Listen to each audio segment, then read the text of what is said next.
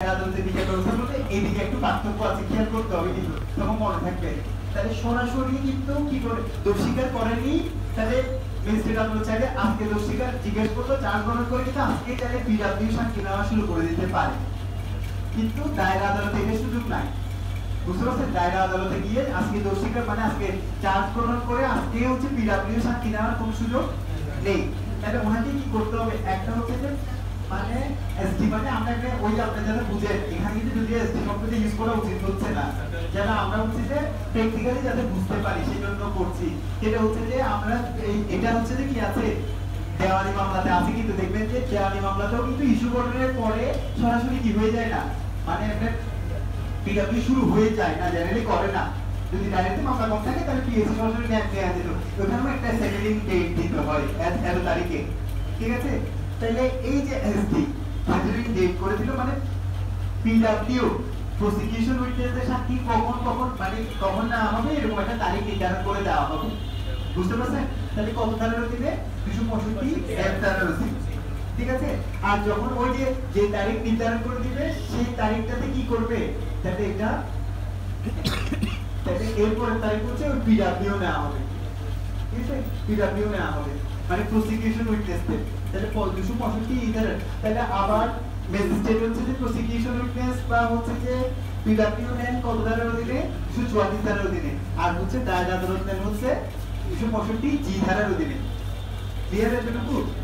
তাহলে আর আবার এখানে আরেকটা এক্সট্রা বিষয় আছে, তাহলে এখানে দেখেন 265 এই যে হচ্ছে যে আবার খালাস একটা আছে না, আরেকটা এখানে দেখেন পিডব্লিউ নিয়ে ফেলেছে, নিয়ে কি করে দিতে পারে, পিডব্লিউ এর ম্যাজিস্ট্রেট মনে করছে যে পিডব্লিউ এর মামলাটা কি করতে পারে না, এস্টাবলিশ করতে পারে না। তাহলে সরাসরি কি পিডব্লিউ সাক্ষ্য দেখে হচ্ছে যে আর ডিডব্লিউ তে মানে ওই আপনার দায়রা আদালতের বিচারকেরা যাওয়ার দরকার নাই, উনি সরাসরি চাইলে খালাস দিয়ে দিতে পারে। ম্যাজিস্ট্রেটের ক্ষেত্রে কিন্তু এই সুযোগটা দেয়নি। বুঝতে পারছেন? তাহলে দায়রা আদালতকে দিয়েছে, দায়রা আদালত কিন্তু পিডব্লিউ সাক্ষ্য প্রমাণ দেখলো, দেখে মনে করছে যে ওরা ওই মামলা কোনোভাবে প্রমাণ করতে পারেনি, তাহলে উনি চাইলে সরাসরি কি করে দিতে পারবেন, ডিডব্লিউ না নিয়ে খালাস মানে খালাস দিয়ে দিতে পারবেন। আচ্ছা, তো আপনার বুঝে গেল?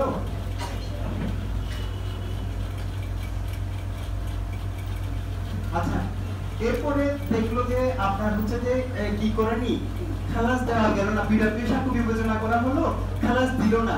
খালাস না দিলে কিন্তু আচ্ছা আয়ে যাওয়ার আগে কিন্তু আমরা একটু 342 তে যাব, 342 আসবে। আচ্ছা এটা আগে আমরা এখানে 342, ঠিক আছে? 342 তে আসবে। আমরা আবার বলছি কখন 342 বললাম যে একটা ওই পিডব্লিউ সাক্ষী কখন নিবে, একটা তারিখ দিবে, ওই তারিখে কি করবে, পিডব্লিউ সাক্ষী নিবে কত ধারার অধীনে, 265 জি ধারার অধীনে। তাহলে 265 জি ধারার অধীনে পিডব্লিউ যারা আছে তাদের সাক্ষ্য প্রমাণ গ্রহণ করে মনে করলো যে দায়রা আদালতের বিচারক দেখলো যে ওরা মামলা কোনোভাবে প্রমাণ করতে পারেনি, সরাসরি খালাস দিয়ে দিতে পারে। আবার দেখলো যে তারা মামলা এস্টাবলিশ করেছে মোটামুটি পিডব্লিউরা, ঠিক আছে? তখন কিন্তু ওই তারিখে কি কোথায় দিতে হবে, 342 তে যাবে। তখন এটা মোটামুটি এস্টাবলিশ করেছে এই ধারা যদি খালাস দেওয়া যাচ্ছে না, তখন হচ্ছে 342 করবে, ঠিক আছে? 342 মানে কি, ওই সেম জিনিস কি করবে, ওই পিডব্লিউরা অভিযুক্ত ব্যক্তি সম্পর্কে যা যা বলেছে সেই বিষয়ে ওই অভিযুক্ত ব্যক্তির বক্তব্য জানতে চাওয়া হবে, এবং সেটা বেসিক সংক্ষেপে লিখবো। বুঝতে পারছেন? এবং এটা ম্যান্ডেটরি, এই স্টেজটা পালন করাটা ম্যান্ডেটরিও। তো ধরেন আপনি যখন আইনজীবী হিসেবে কি করতে পারবেন, যদি কোনো ম্যাজিস্ট্রেট হচ্ছে কোন ম্যাজিস্ট্রেট বলে বা দায়রা আদালতের বিচারক হচ্ছে যে এই 342 করেনি, তখন হচ্ছে যে ওই বিচারটা ত্রুটিপূর্ণ হয়ে যাবে। বুঝতে পারছেন? তখন এটা কিন্তু আপনার পরবর্তী দেখবেন যে আমি কোনো মামলা হয়ে যাবে, ঠিক আছে? এরপরে হচ্ছে যে এইটা গেল 342 করলো, পরে এখানেই জিজ্ঞেস করে কিন্তু আবার দুইটা জিনিস আছে, অভিযোগ এই পিডব্লিউরা যা যা বলেছে সেই বিষয়ে অভিযুক্ত ব্যক্তির বক্তব্য, এবং এখানে আপনাদের আরেকটা বললাম যে ওই বক্তব্যটা নেওয়ার সময় অভিযুক্ত ব্যক্তিকে কি করানো যাবে না, শপথ করানো যাবে না, ঠিক আছে? তারপর বললাম যে এরপর এটা নিল, বক্তব্য নেওয়ার পর ওনাকে জিজ্ঞেস করা হলো যে আপনি আপনার পক্ষে সাক্ষী দিবেন কিনা, মিন্স হচ্ছে যে আপনি সাফাই সাক্ষী দিবেন কিনা, ঠিক আছে? তার সাফাই সাক্ষী যদি দেয় তখন ওইটা বলছে যে ও বললো যে হ্যাঁ দিব, এটা কিন্তু বেশি দিচ্ছে, আগে দিত না, ঠিক আছে? 265 আই এর অধীনে হচ্ছে এই ডিডব্লিউ নেবে। তাহলে ম্যাজিস্ট্রেট আদালত ডিডব্লিউ নেয় কত ধারার অধীনে? ম্যাজিস্ট্রেট 44 244 ডিডব্লিউ নেয়, 244 ডিডব্লিউ নেয়। আর হচ্ছে যে কে নেয় দায়রা আদালতের বিচারক হচ্ছে পিডব্লিউ নেয় 265 জি ধারার অধীনে, আর ডিডব্লিউ নেয় 265 আই। আই মানে আমি মানে ডিফেন্স। বুঝতে পারছেন? হ্যাঁ ডিফেন্স, ঠিক আছে। আর ম্যাজিস্ট্রেট দুটো একই, ক্লিয়ার? তাহলে বললাম যে প্রথমে ওই একটা তারিখ দিল, ওই তারিখ মানে একটা সাক্ষী নেওয়া, পিডব্লিউ সাক্ষী নেওয়ার তারিখ দিল, তারিখে হচ্ছে ওই তারিখে হচ্ছে যে এই জি ধারার অধীনে কি করবেন, পিডব্লিউ যত সাক্ষী আছে ওই তাহলে সাক্ষী নিবেন। ওদের সাক্ষ্য নেওয়া শেষ, ওদের সাক্ষ্য বিবেচনা করে ম্যাজিস্ট্রেট দেখলো যে সরি দায়রা আদালতের বিচারক দেখলো যে মামলাটা তারা প্রুভ করতে পারেনি, তাহলে সরাসরি খালাস দিয়ে দিতে পারে। যদি দেখা যাচ্ছে খালাস দেওয়ার মতো না, মানে মামলাটা মোটামুটি এস্টাবলিশ করছে, তখন কি করবেন, উনি 342 পালন করবেন। 342 করবেন, করার পরে যদি ওখানে 342 করার পরে বলে যে আমি সাক্ষী দিব, আর ওই দায়রা আদালতের বিচারক হচ্ছে যে ওই সাময়িক সাক্ষীটা দিবেন কত ধারার অধীনে? 265 আইন ধারার। এতটুকু বুঝতে হ্যাঁ 340 হচ্ছে যে এটা অধিকার, মানে আপনার যে সেলফ ডিফেন্স নেওয়ার অধিকার, নিজের মামলায় হচ্ছে উকিল হওয়ার অধিকার। বুঝতে পারছেন? এই যে আমার সাময়িক সাক্ষী বা নিজে কথা বলছে, আপনার মামলা যে ওখানে একটা মামলা দিয়ে কথা বলার অধিকার, সাময়িক সাক্ষী দিবে কিনা এটা জিজ্ঞেস করছে যে আপনি নিজের পক্ষে যে সাক্ষ্য দেওয়া আদালতে যে ও কথা বলার আসামি যে কথা বলছে না বিভিন্ন, এই কথা বলার অধিকারটা দিচ্ছে তাকে জিজ্ঞেস করে ওইদিকে আমরা পরে যাবো, বা আপনি একটু নিজে কতগুলো জিনিস পড়তেও হবে। বুঝতে পারছেন? না আমি ওই মামলার স্টেজে যাচ্ছি, তাহলে বুঝতে পেরেছেন একটু? সাফাই সাক্ষী কি 265 আইতে হবে? হ্যাঁ, ম্যাজিস্ট্রেট আদালত 244 আর দায়রা আদালত হচ্ছে 265 আইতে।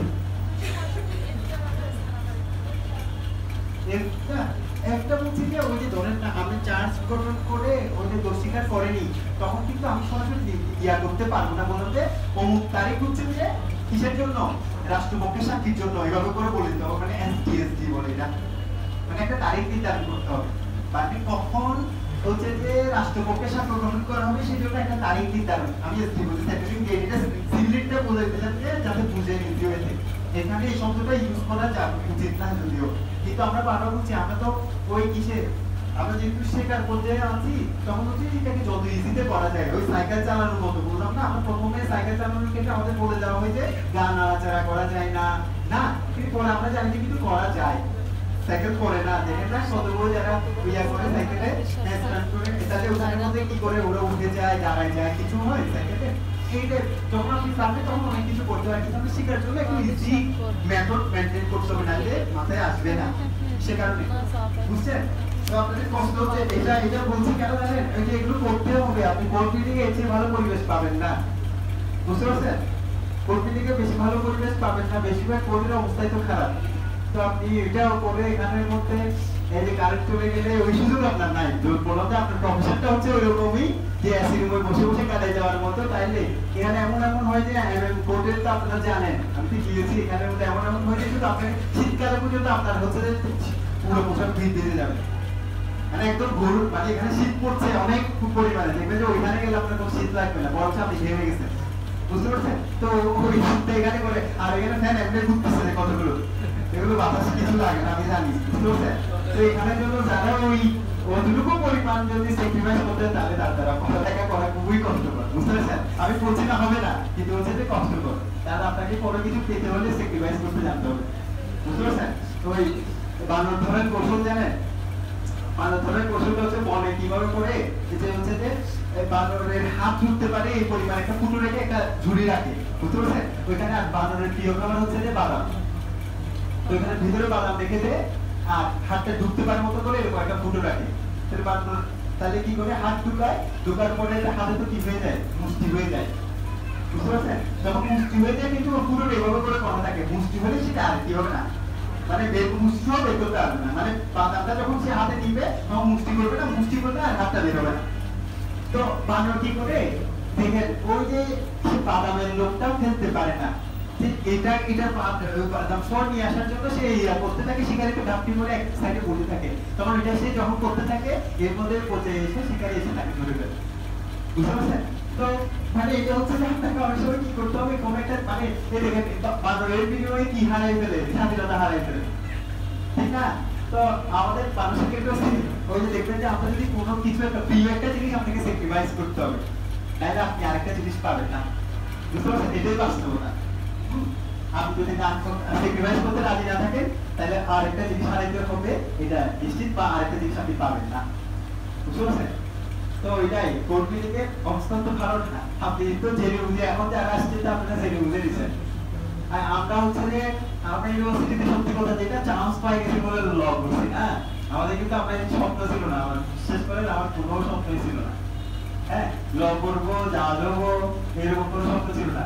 ওই যে আমি যখন ইউনিভার্সিটিতে অ্যাডমিশন দিচ্ছি তখন ওই যে চট্টগ্রাম বিশ্ববিদ্যালয়ে এই আমাদের ল ডিপার্টমেন্টে ইউনিটে পরীক্ষা হইতো, ইউনিটের ইংরেজি অনেক কঠিন হইতো, আপনি জিজ্ঞেস করে দেখে সবচেয়ে বেশি কঠিন হইতো। তো আমি সবচেয়ে কঠিন হইতো বলে আমার ইংরেজির প্রতি ফ্যাসিনেশন ছিল, আমি ইংরেজিতে অনার্স করতে চেয়েছিলাম, বুঝতে পারছেন? ইংরেজিতে অনার্স করে আমি বাইরে যেতে চেয়েছিলাম। তো এখন যে জিনিসটা ওই তো তখন দেখছি এইটাতে ইংরেজি সবচেয়ে বেশি কঠিন হয়, সেজন্য পরীক্ষা দিয়েছি।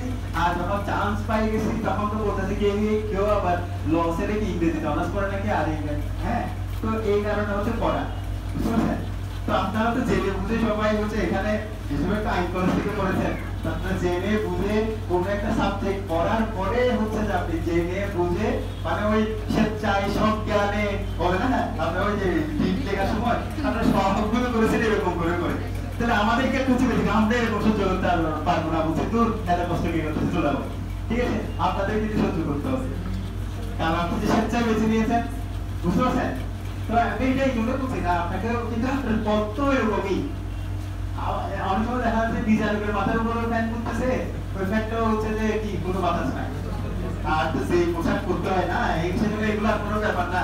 এই যে কালো এটা আবার এর উপর কোট, হ্যাঁ তারপর নেক ব্যান্ড, হ্যাঁ তো এইগুলো সবগুলো পরে এই যে এখানে ভিতরে সাদা শার্ট, এই যে এতগুলো পরার পরে অবস্থা তো বুঝেন। আর হচ্ছে ফ্যান ট্যাবলো হচ্ছে কি করা যায় না, এটা ফ্যান চলে তবুও চলে ছাড়া যায় না, নাহলে কি হয়ে যাবে নদীর কালো সবগুলো উড়ে উঠছে, বুঝতে পারছেন? এই দাদা হচ্ছে যে কি করা যায় না, আপনি তো জানেন এসে তো কি এসে তো নাই, হ্যাঁ আচ্ছা যাই হোক, তো কি বলছি তাহলে এটা গেল, তাহলে আপনাদেরও কষ্ট করতে হয়, তবু আমাদের তো একটু কৌশল করার সুযোগ আছে, আপনাদের ওই সুযোগ নাই, বুঝতে ওইখানে ভিতরে গামটি মেরে মেরে আপনি এরকম করে করে ঢুকতে হবে, পথ করে দিতে হবে, পথগুলো করে দিবেন না। আচ্ছা আচ্ছা তাহলে দেখেন তাহলে ডিডব্লিউ গেল ওই এটা, তারপর হচ্ছে যে 265 যে তাহলে এখানে হচ্ছে আর্গুমেন্টের একটা বিষয় আছে, আর্গুমেন্ট যেটা মেসির আদালতে ছিল না, আমরা বললাম না মেসির আদালত চাইলে আর্গুমেন্ট শুনতে না শুনতেও পাই, কারণ সরাসরি কোনো বিধান নাই, আবার কিন্তু এখানে দায়রা আদালতে কিছু প্রত্যেকটা মামলা আর্গুমেন্ট করতে হবে, কারণ এখানে বিধান দেওয়া আছে, বিধান দেওয়া আছে, ঠিক আছে? আর্গুমেন্ট শোনার পরে কি হলো যে দেখা যাচ্ছে যে মামলাটা সন্দেহাতীতভাবে প্রমাণিত হয়েছে, তাহলে হচ্ছে যে কি দিবে, তাহলে দণ্ডাদেশ সন্দেহাতীতভাবে প্রমাণিত হয়েছে, দণ্ডাদেশ। আর হচ্ছে যে আর যদি সন্দেহাতীতভাবে প্রমাণিত না হয় আলাদা দেশ, তাহলে ওইটা যে এটা ম্যাজিস্ট্রেট আদালতে কত ধারার দিনে 245 আর এটা হচ্ছে 265 কে, আর হচ্ছে যে আরেকটা সর্বশেষ যেটা আছে 265 এল হচ্ছে যে পূর্ববর্তী দণ্ডাদেশ,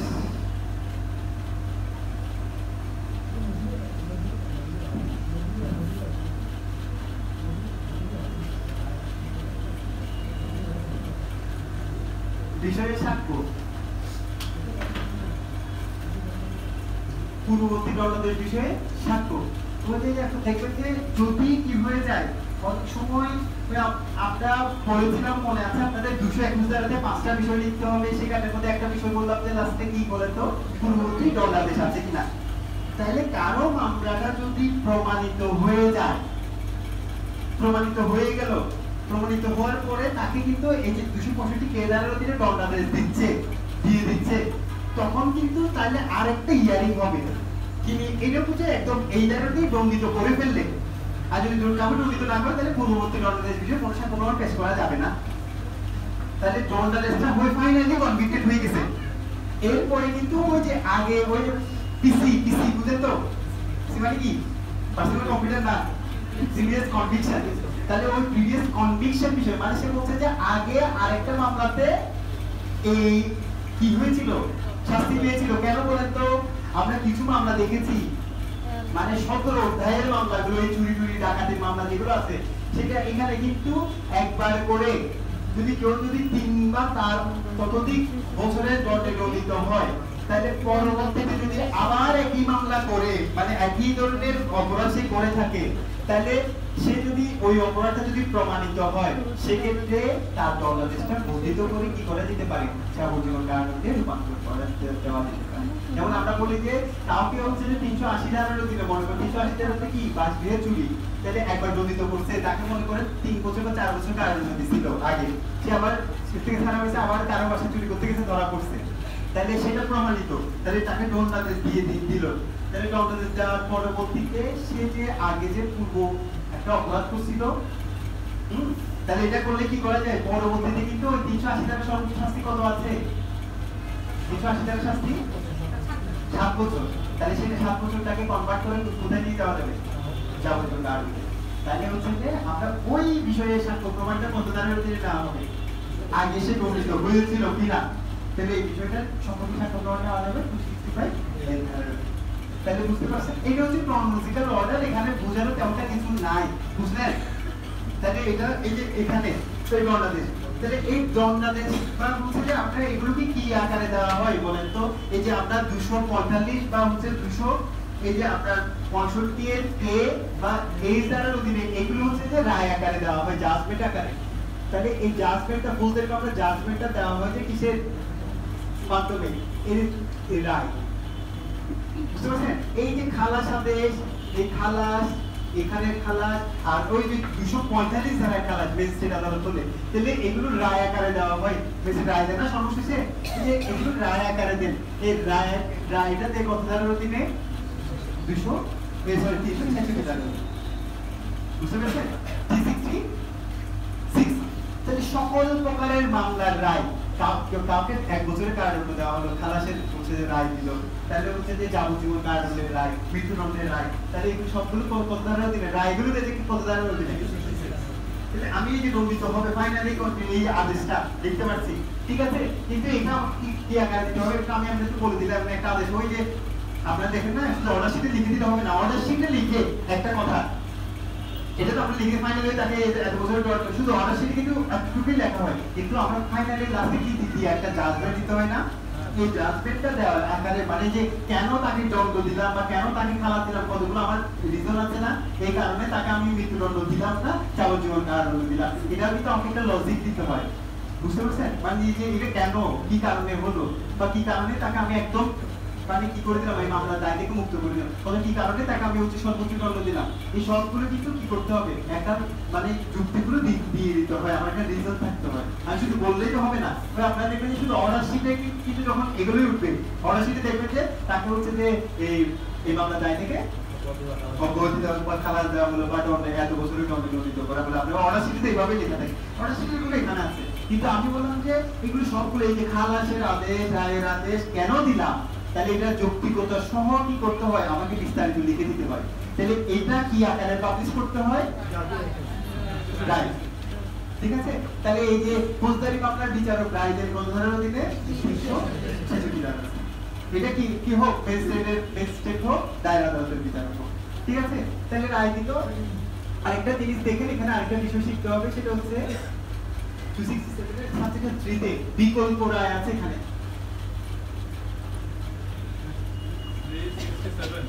367 এর সাবসেকশন 3 তে, ঠিক আছে? তাহলে হচ্ছে বিকল্প রায় আছে। বিকল্প রায় বলতে কি বোঝায়, আমরা একটা বিকল্প চার্জ করেছিলাম না, মনে আছে কত ধারার অধীনে, কারো মনে আছে? 236, ঠিক আছে? 236 ধারাতে কি আছে, বিকল্প চার্জ।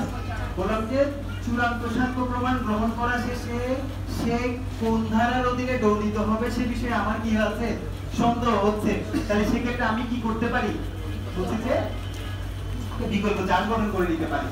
তাহলে এই ক্ষেত্রে যদিও জেনারেলি এটা এরকম হয় না, বুঝতে পারছেন, বিচারক একটু সন্দিহান, সময় হচ্ছে এত জটিল হয়ে গেছে, এগুলো আপনার কোর্টের বিষয়গুলো আমি যখন হচ্ছে যে প্রত্যেকটা আপনার মামলা সব মারা কেস কিন্তু প্রত্যেকটা মামলা আলাদা আলাদা, প্রত্যেকটা মামলার বিষয় সম্পূর্ণরূপে আলাদা। ঠিক আছে, এই জন্য বলা হয় যে কিন্তু এখানে রায় আমরা কিন্তু ওই যে রায় প্রকাশ করা না, কিন্তু বিচারককে বলা হয় রায় ডেলিভার করা। বুঝতে পারছেন, ট্রাম্পটা ইউজ করেছে, এই যে ব্রিটিশরাও করেছে, এটা পরিশিষ্ট সারা বিশ্বে আছে। জাজমেন্ট কিন্তু কি করা হচ্ছে, পাবলিশ হয় এটা বলে না, কিন্তু জাজমেন্ট ডেলিভার হয়। ঠিক আছে, ডেলিভার ওই যে মানে মা হচ্ছে সন্তানকে জন্ম দেয় ওইরকম। এই বিচারক হচ্ছে যে একটা বিষয় হচ্ছে যে এখানে মধ্য দিয়ে কিন্তু ওই যে বললো না কাউকে হচ্ছে যে দেখেন আপনি আমার একটা আদেশ হচ্ছে কি হয়ে যেতে পারছে, এমন একটা দেখেন আমি কিন্তু অনেক ধনী লোকটা দেখা যাচ্ছে, আমি তার কিন্তু খুবই বানিয়ে দেওয়া খুব ইজি। কেমন করে, যেমন ধরেন এটা অনেক ধরেন এই বিল্ডিংটা পুরো একটা মালিক, তা আমি এসে কি করলাম, আমি একটা দিয়ে হচ্ছে যে একটা আদেশ দিয়ে দিলাম যে উনি একটা মামলা করেছে, তার মামলা এখানে বেদখল, অথবা উনি একটা মামলা করছে তার জমি আর কেউ বেদখল করতে যাচ্ছে, আমি মামলাটা খারিজ করে দিলাম। তো কিন্তু অপরপক্ষে এসে বলবে যে বিবাদী ছিল, ওরা বলবে তোর মামলাটা খারিজ করেছে, পরের দিনে সেই কিন্তু ওরা বেদখল করে দেয়, পরে কিছুদিনের মধ্যে বেদখল হয়ে যায় এটা। আর বেদখল হলে তাহলে সে আমি যদি এটা দেখেন আনরিজনেবলি একটা রায় দিয়ে দিলাম, এটা থেকে সে আমার এই রায়টাকে স্যাটিসফাই করতে গেল, আপিল করতে গেল, তার থেকে 5 থেকে 10 বছর যাবে। ঠিক আছে, 5 থেকে 10 বছর সে বেদখল হয়ে যায়। হ্যাঁ, আমাদের দেশে বাস্তবতা কিন্তু ওই যে সেটা হচ্ছে কোনো রকমের কোর্ট থেকে কোনো একটা আদেশের জন্য অনেক সময় সেজন্য কেন হয়, এই এত টাকা আপনাকে আইনজীবীকে দিচ্ছে, কোর্টে পেশকারকে কেন দিচ্ছে, কোর্ট থেকে সে কোনো রকমের একটা আদেশ বের করতে পারলেই পারে। বুঝতে পারছেন, যেমন এখন ওই এই জিনিসটা যেটা দিয়েছে সেটা হচ্ছে যে ওই হাইকোর্টেও দিয়েছে, এটা আপিল বিভাগ এখনো আবার স্টে করলে কিনা যায় না, সেটা হচ্ছে যে বললো যে কনডেন্সেলে হচ্ছে যে যতক্ষণ আপনাকে ফাইনালি কনভিক্টেড হচ্ছে ততক্ষণ রাখা যাবে, মানে এটা আমি খুব অ্যাপ্রিসিয়েট করি, কারণ কেন জানেন, আপনারা হয়তো কনডেন্সেল দেখেছেন, সরাসরি কেউ আছে অন্ধকার থাকে না, তাহলে আপনি দেখেন আমি 2টা জায়গায় দেখেছি, এখানে চিটাগাং কেন্দ্রীয় কারাগারে আমি 2বারের জন্য গিয়েছিলাম। হ্যাঁ, আর হচ্ছে যে এই রিসেন্টলি গত মাসে আমি ইয়াতে গিয়েছিলাম, আপনার ওই বরিশাল কেন্দ্রীয় কারাগারে গিয়েছিলাম। হ্যাঁ, ওইখানে দেখেছি, এখানে কেন্দ্রীয় কারাগারে এখানেও দেখেছি আমি, এখানেরটা একটু অন্ধকারের জন্য এইখানে চিটাগাং গুলো। হ্যাঁ, আর ওখানে হচ্ছে তো এত অন্ধকারের জন্য না বরিশালে। ঠিক আছে, বরিশালে শুধু 4 জনের জন্য একটা সেল আছে, শুধু 4 জনকে রাখার মতো, মানে একা যেভাবে করে রাখে ওইরকম আছে, আর বাকিগুলো কিন্তু একটা সাধারণ কলেজে যেভাবে করে রাখে শুধু এইভাবে করে একটা রুমের মধ্যে রাখে। বুঝতে পারছেন, বরিশালে ওইটা একটু স্বাভাবিক। আবার ইয়ার ক্ষেত্রে আর্জেন্টিনায় আবার এরকম হচ্ছে যে দেশের কয়েকটা বিষয় আছে। বুঝতে পারছেন, তো ওইখানে হয় কি জানেন, মানে ওই ক্ষেত্রে এমনি কয়েকদিন আপনারা দেখবেন যে চিটাগাং কেন্দ্রীয় কারাগারের ভেতর তাহলে কেউ যাওয়ার সুযোগ হয়নি, সেখানে দেখবেন যে এখানে যত সুন্দর আবাসিক আছে এর চেয়ে বেশি সুন্দর, আবাসিকের চেয়েও অনেক বেশি সুন্দর। এখানে একটা পাতাও পড়া দেখবেন না, রাস্তার মধ্যে যে একটা পাতা পড়া থাকে না ওই রকমও দেখবেন না, কাগজের টুকরো তো দূরে থাকে, এখানে একটা পাতাও পড়া দেখবেন না, এত সুন্দর করে ফুলের বাগান করা আছে। হ্যাঁ, তো এখানের মতো ওদেরকে কিন্তু কয়েকদিন কিছু সময় জন্য ছেড়ে দেওয়া, মানে এই টাইম থেকে ভিজিটিং টাইম থাকে, ওরা ঘুরতে পারে, কথা বলতে পারে। বুঝতে পারছেন, তো ওই যে যারা কলেজ সাথে থাকে তাদেরকে কিন্তু আর কারোর সাথে মিশতে দেওয়া হয় না। তাহলে এটাই সবচেয়ে বড় শাস্তি, আপনাকে ধরেন এটা কিছু করতে হবে না, এই রুমটার মধ্যে সবকিছু দেওয়া হবে, সব রকম ভালোভাবে খাওয়া দেওয়া হবে, আপনাকে কোনো মোবাইল হলে পাঠা যাবে, হয়তো আপনি বলতে আমি মোবাইল দিতে এমন সারাদিন একই ঘরের মধ্যে থেকে যায়, এটা বাদ দিয়ে যদি এখন মোবাইল তো নাই এটা তো জানেন। হ্যাঁ, তাইলে হচ্ছে যে এটা রাখতে দেওয়া হয়, আপনি মানে কন্টিনিউ পাবেন হয়ে যাবে। বেশিরভাগ কিন্তু কন্টেন্সেন্ট যারা থাকে, কারণ সে জানে যে তাকে কি করা হয়েছে, এখানে একটা রায় ঘুরতে চায় তার মাথার মধ্যে, তাকে কিছু মানে কিছুদিনের মধ্যে সে মারা যায়। ইন্টারন্যাশনাল বলে যে আমরা কিন্তু কেউ দেখেন, এটা সত্যি কথা যে আপনি এখানে বলে দেওয়া হয় যে আপনি 2 দিনের মধ্যে মারা যাবেন, কিন্তু আপনি এটাই চিন্তা করতে থাকবেন, দেখবেন একাই তো পারবো না, কিন্তু এটা আপনাকে ক্রেজি বানাই দেবে, কোনো কাজে আর কনসেন্ট্রেট করতে পারবে না। তাহলে ওই মানুষও দেখেন তো প্রত্যেক দিনেই হচ্ছে যে এটা চিন্তা করে যে সে প্রত্যেকের মধ্যে তার একটা রায় জানে না, কিন্তু আসলে এটা আপিল কোর্টে কিন্তু আসলে স্যাটিসফাইড হবে কিনা বা কমানো হবে কিনা। ঠিক আছে, তাহলে ওই মানুষটা প্রত্যেক দিন ও যে দেখতেছে কিছুদিনের, মানে ও তো জানে যে এখন আসছে সে যে কোনো সময় কার্যকর হতে পারে, কোন দিন সেটা জানে না, কিন্তু জানেই কিন্তু মাসে কার্যকর হচ্ছে। বুঝতে পারছেন, বা তাকে কার সাথে কথা বলতে দিচ্ছে না। হ্যাঁ, তাহলে কেমন যায় না যে সারাদিন একটা কক্ষের মধ্যে সে একা। আচ্ছা, এইটা সবচেয়ে বড় যন্ত্রণা। আমি মনে করি যে ফাঁসি দেওয়া আছে, ওই কন্ডেন্সারে যদি কাউকে হচ্ছে যে কয়েক মাস রাখা হয় সে এমনি অন্ত হচ্ছে এই যে বেশি পরিমাণ শাস্তি পেয়ে বুঝতে পারছেন? আচ্ছা দেখো আপনাকে যেটা বলছি তাহলে এই যে এক্ষেত্রে হচ্ছে যে কি করতে পারে কিছু ক্ষেত্রে দেখা যাচ্ছে এরকম হয়নি এখনো, যেমন বিকল্প রায় দিতে পারে বিচারক, বুঝতে পারছেন না আসলে মনে করেন যে উনি মনে করতেছেন যে 302 মানে 302 এর না বলে 304 এর ফার্স্ট পার্ট অনুযায়ী হবে নাকি সেকেন্ড পার্ট অনুযায়ী দেওয়া হবে, মানে সাক্ষ্য প্রমাণ অনেক সময় দেখবেন যে মামলাটা প্রমাণিত হয়েছে কিন্তু আসলে কিন্তু পুরোপুরি ভাবে এস্টাবলিশ করা যাচ্ছে না, প্রমাণিত হয়নি এরকম না, প্রমাণিত হয়েছে কিন্তু এস্টাবলিশ একদম পুরোপুরি না, বুঝতে পারছেন? তো এরকম ক্ষেত্রে তাহলে উনি চাইলে কি করতে পারে বলছে বিকল্প একটা রায়ও দিতে পারে, কত ধারারও দিবে 266 দিয়ে 3 ধারারও দিবে, বিচারকের জন্য অপশন রেখে দেওয়া হয়েছে। আর হচ্ছে যে 268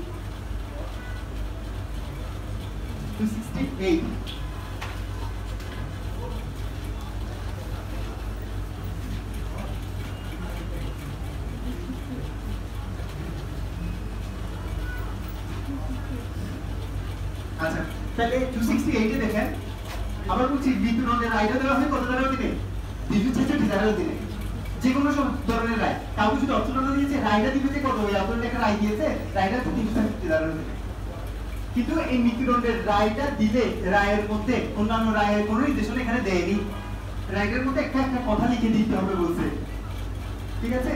তাহলে বা আমরা বলবো যে আমাদের মৃত্যুদণ্ডটা কার্যকর করার পদ্ধতি কয়টা, অথবা আপনাকে জিনিসটা এভাবে রিটেনে চাইলে প্রবলেমেটিক প্রশ্ন আকারেও দিয়ে দিতে পারে, আমি এখান থেকে দেখা যাচ্ছে প্রশ্নটা এইভাবে করে পড়তে হবে, অথবা এখানেও দিয়ে দিতে পারে অথবা কাউকে মৃত্যুদণ্ড দিলে তাহলে সেটা কিভাবে কারে কার্যকর করা যাবে, মানে কাউকে মৃত্যুদণ্ড দিয়েছে তো মৃত্যুদণ্ডটা কিভাবে কার্যকর করা যায়, তাকে হচ্ছে যে মানে গুলি করে তার মাথার মধ্যে গুলি করে তাহলে ফাঁসি দিয়ে তারপর হচ্ছে যে বলা হচ্ছে ইলেকট্রিক শক দিয়ে উপরে শক করে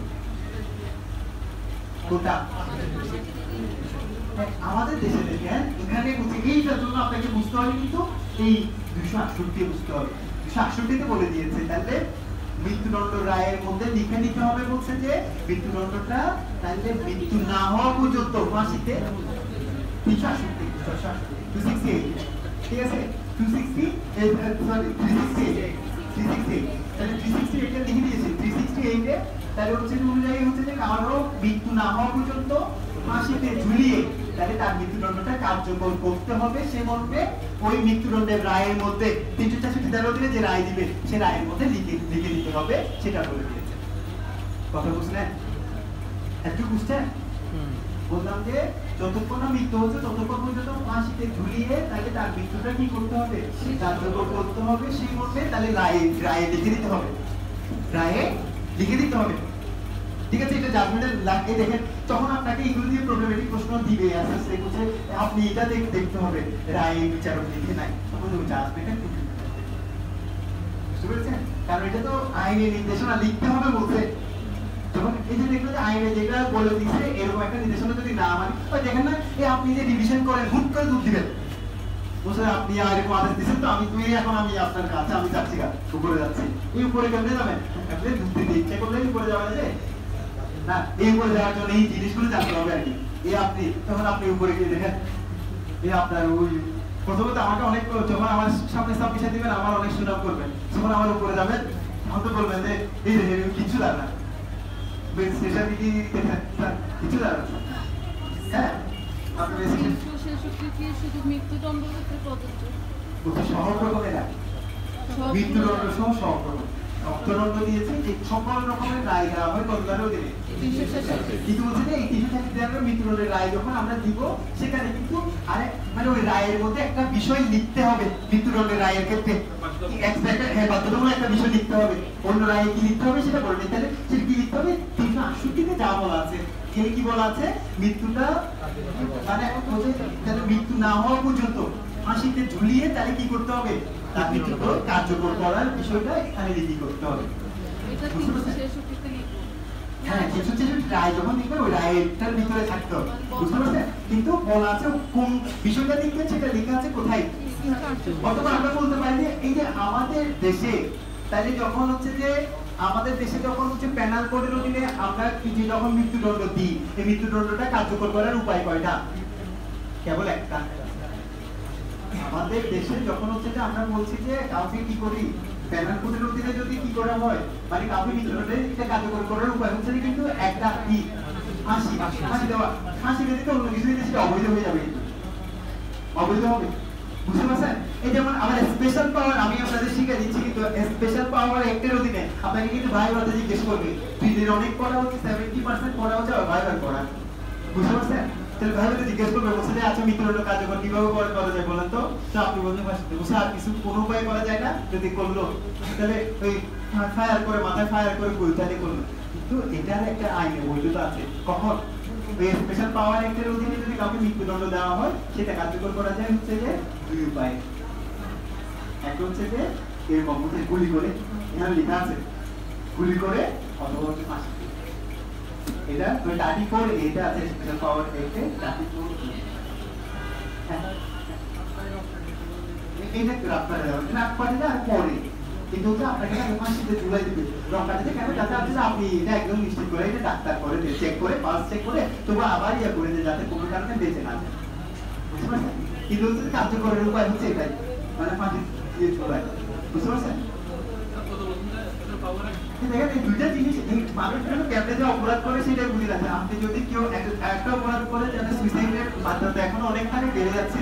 একটা মানুষ যদি ওই যে অডপসি রুমগুলো দেখে তাহলে অডপসি রুমগুলো যদি আপনি কখনো গিয়েছেন, আমরা তো অনেক সময় গিয়েছি ইয়ার সময় এই সিগনেচার অডপসি হচ্ছে যেখানে পোস্টমর্টেম করে, মানে এখানে আমি 2 বার হচ্ছে ইয়ার কাজে গিয়েছিলাম। এই আমাদের ওই ফরেনসিক ডিপার্টমেন্টে ইয়ার কাজ করার জন্য আমি ওখানে একটু দেখতে গিয়েছিলাম। হ্যাঁ, তো এগুলো যদি দেখেন এত কি বাজে অবস্থা, এটা দেখলে আপনি কখনো যে আত্মহত্যা করার কথার মাথায় চিন্তায় আনতে পারবেন না। বুঝতে পারছেন? সেটা সব মানুষকে দেখানো উচিত। বুঝতে পারছেন? আর আর এছাড়া তো আচ্ছা যাই হোক এদিকে যাচ্ছে না, তাহলে এটা এরপর একটু এখানে আছে যে 369 এটা একটু গুরুত্বপূর্ণ।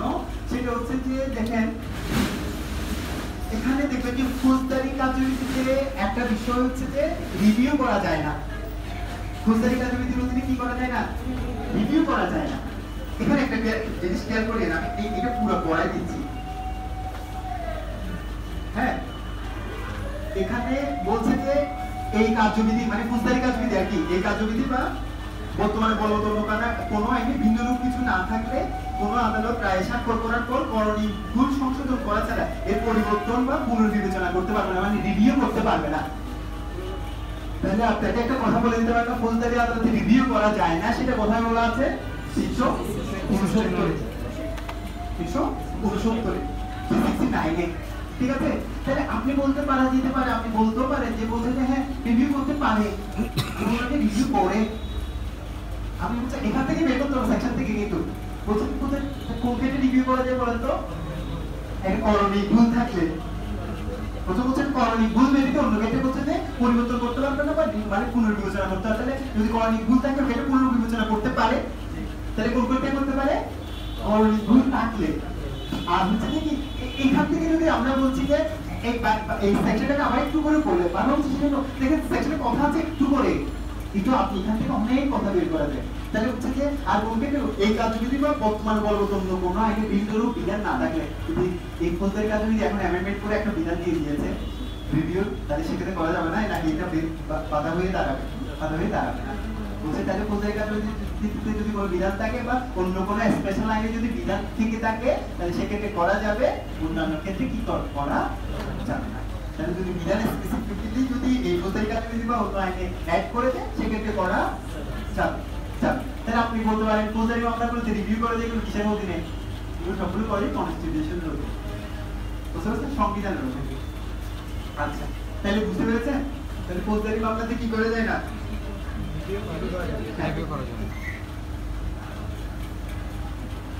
আচ্ছা, তারপর হচ্ছে যে আরেকটা বিষয় করে নিয়ে যে এখান থেকে 71-3 এটা হচ্ছে যে যখন আমরা বললাম যে মৃত্যুদণ্ডের রায়ও দিব কতদারের অধীনে?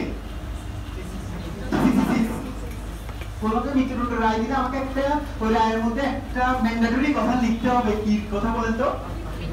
মানে ওই মৃত্যু না হওয়া পর্যন্ত গলায় ফাঁসি দিয়ে তাহলে মৃত্যুটা কার্যকর করার বিষয়টা আমাকে লিখতেই হবে।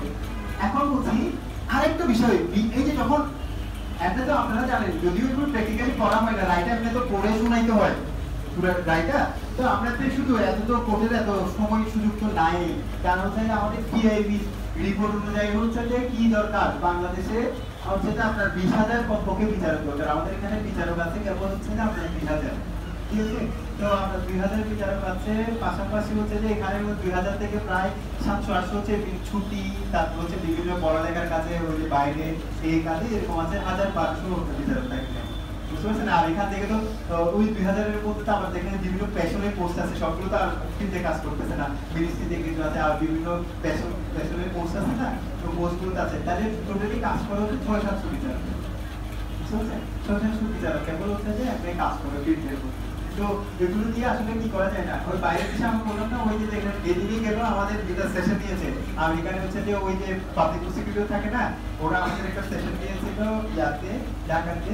তো তারপরে আমাদের ওই যে যারা ইয়া ছিল ওখানে জাতির হচ্ছে ডিরেক্টর ছিল, ওদেরকে সবাই ইয়াতে নিয়ে চিফ জাস্টিস হচ্ছে যে ইয়াতে নিয়ে গিয়েছে আমেরিকাতে দেখানোর জন্য, মানে একটা প্র্যাকটিক্যালি। তো এখানে বলছে চিফ জাস্টিস স্যার এসে বলছে যে 20 বছরে উনি কোনোদিন কোনো রায় দিতে হয় না, ওখানকার জেলা জজ, কারণ উনি 20 ওনার জীবন হচ্ছে 20 বছর লাইফ হচ্ছে ওনাকে রায় দিতে হয়।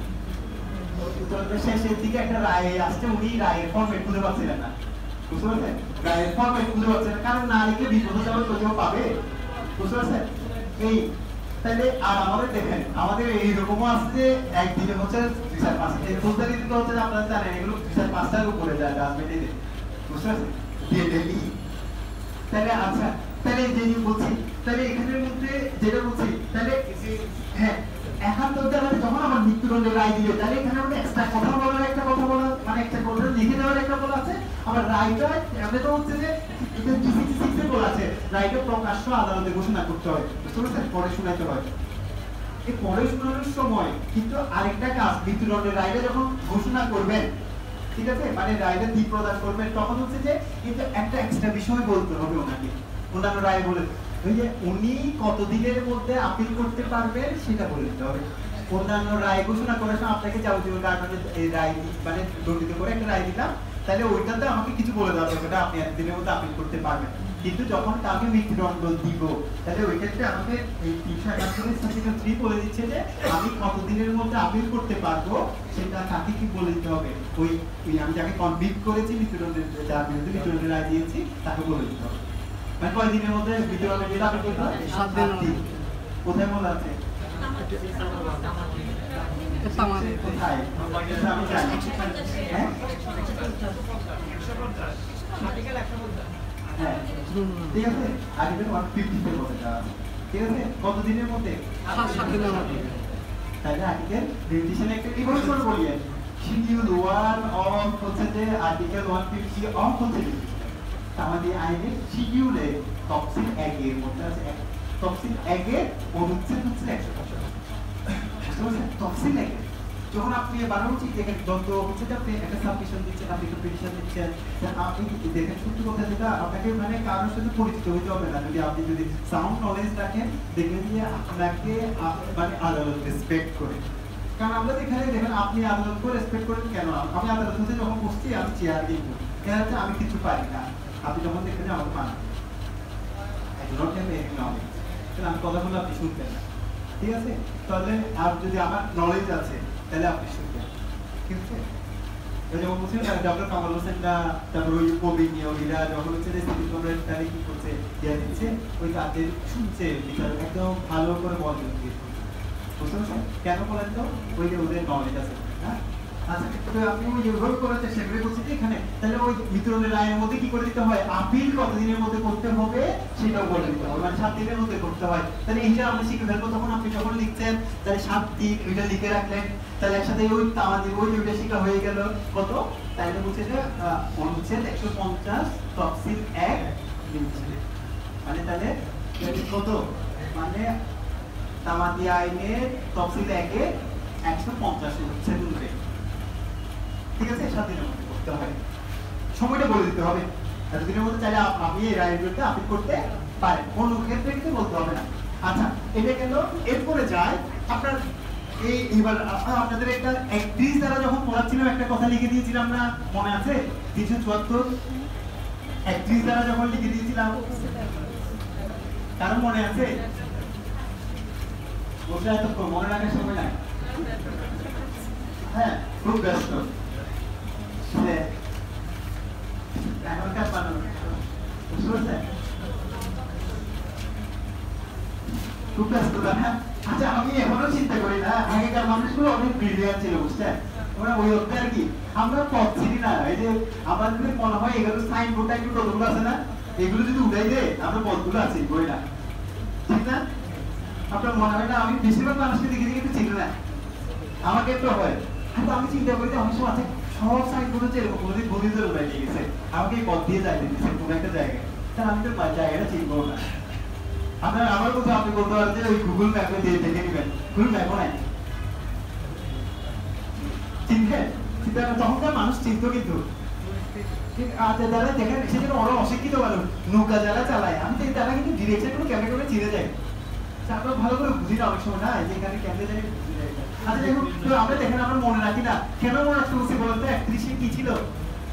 31 দ্বারাতে বুঝে,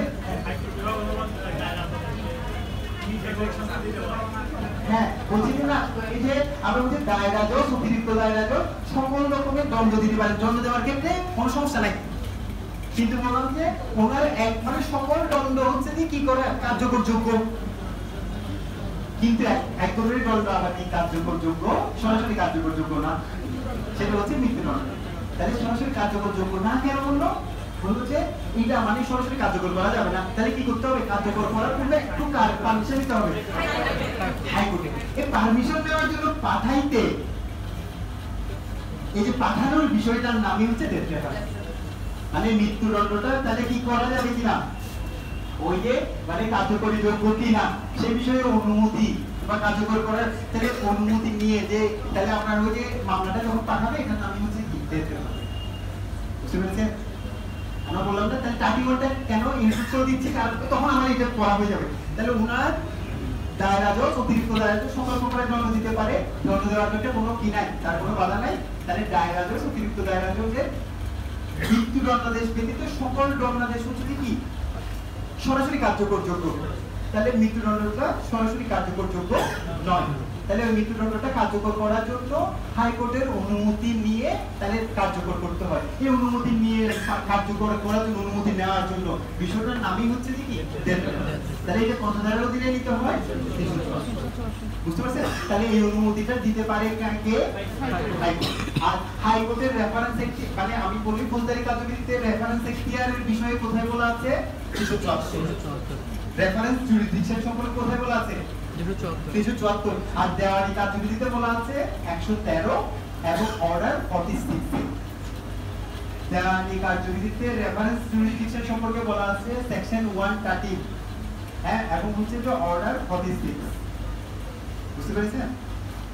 এবং অর্ডার একটু লিংক আপ করে নিয়ে তারপর পড়াতে আপনাদের সবগুলো পরীক্ষাতে একই দিনে হবে। তখন এই রেফারেন্স শুনছেন, এই রেফারেন্স আর কোথায় আছে? আপনাদের কনস্টিটিউশন থাকলে কনস্টিটিউশন বলে দিতাম। তাহলে এগুলো করুন, অর্ডার 46 আর সেকশন হচ্ছে 130, এগুলো ফ্রি। আর ফ্রি দিচ্ছি বলে তাহলে কি করে জানা, ওটা এগুলো করবো না, হ্যাঁ। তো লিংক আপ করে নিয়ে আপনি যখন এসে পড়ছেন তখন 130 করছেন, তখন এখানে পাশে একটু 374 এর দিকে রাখেন রেফারেন্স এখতিয়ার। তাহলে রেফারেন্স এখতিয়ার এখানে কার আছে কেবল? হাইকোর্টে, ঠিক আছে?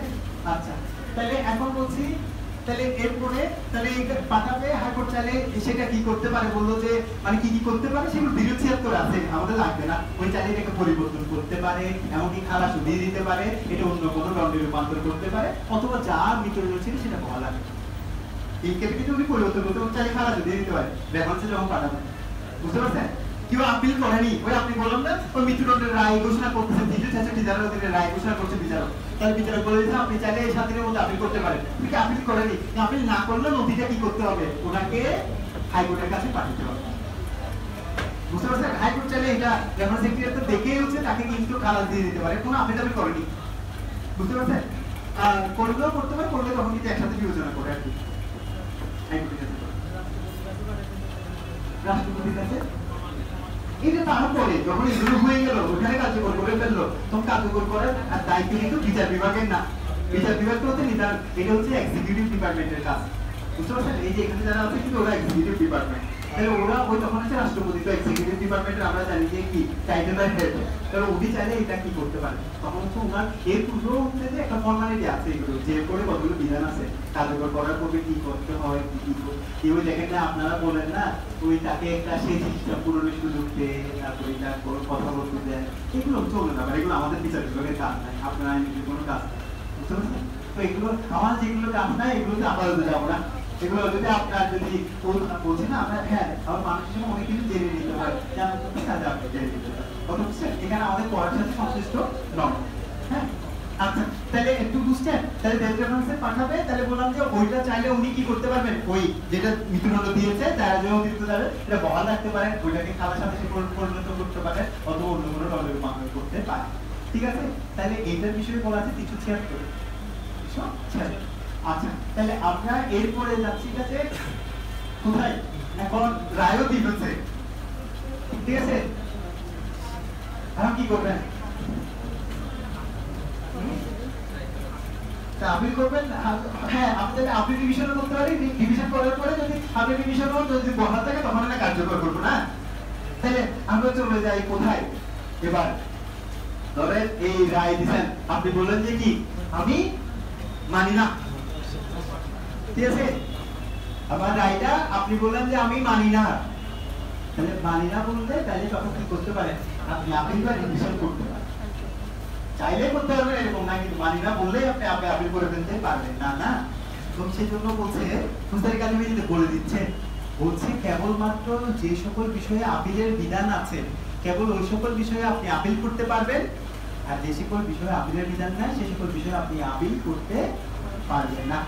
তাহলে এটা আপনাদের ইয়াতে আসবে, একটা রিটেনের প্রশ্ন আসে, এখানে এই কথাটা থেকে এই কথাটাই লিখে দিতে পারবেন, বিস্তারিতভাবে লিখে বললেন যে আপিল হচ্ছে যে আপনারা হয়তো বা একাডেমিক পরীক্ষায় দিয়েছেন, ওখানে এসেছেও, আপিল হচ্ছে আইনের সৃষ্টি। হ্যাঁ, আপিলটা হচ্ছে কিসের সৃষ্টি? আইনের দ্বারা সৃষ্টি, কত বিষয় একটা আইনের সৃষ্টি, বিষয়টা ব্যাখ্যা করুন এভাবে করে বলেন, এই কথাটাই হচ্ছে সেম, মানে কেবল আপিলের বিধান আইনে উল্লেখ করে দেওয়া থাকলে সেবল মানে তখন আপিল করা যাবে, যদি আইনে যদি সুস্পষ্টভাবে আপিলের বিষয়টা উল্লেখ করে দেওয়া না থাকে তাহলে ওই সকল বিষয়ে আমরা কি করতে পারবো না, আপিল করতে পারবো না। মানে তাহলে যে সকল বিষয়ে আইন মানে বা ফুলদারি কালিমে যদি সুস্পষ্টভাবে আপিলের বিষয়ে উল্লেখ করে দিয়েছেন সেই সকল বিষয়ে আপিল করতে পারবেন, বাকি বিষয়ে আপনি আপিল করতে মানে আপিল করতে পারবেন না। তাহলে আমি কি করব? তখন এখান থেকে আমার কথা একটা মনের মধ্যে প্রশ্ন দিতে হবে, তাহলে আমার কি করবে, আমার প্রতিকারটা কি? আপিলের বিষয় উল্লেখ করেনি, তখন আমার প্রতিকার কি? তখন বলছে যে যে সকল বিষয়ে আপিল করা যায় না বা আপিলের বিধান নাই সেই সকল বিষয়ে ডিভিশন করা যাবে, মানে আপিলের পথ খোলা নাই, কোনো বিষয় আপিল বিষয়ে বলা নাই, মানে আইনে দেয় নেই, তাহলে ওইগুলো বিষয়ে আপনি চাইলে ডিভিশন করতে পারবেন, ডিভিশনের পর উন্মুক্ত হবে। তাহলে এটা একটু বাস, বুঝতে পারছেন? তো এটা আমার কথা বুঝছেন? তাহলে কেবল একটু করে তাহলে কোথায় চলে গেলাম? রায়ও দিয়ে ফেলছি, তাহলে বুঝতে পারছেন বিচার ক্যাম্পে কোথায় করছি? এই যে একটা বিচার ক্যাম্পে হয় ফৌজদারি বিচার আসছে, থানায় আসে কত দাঁড়ায়? 174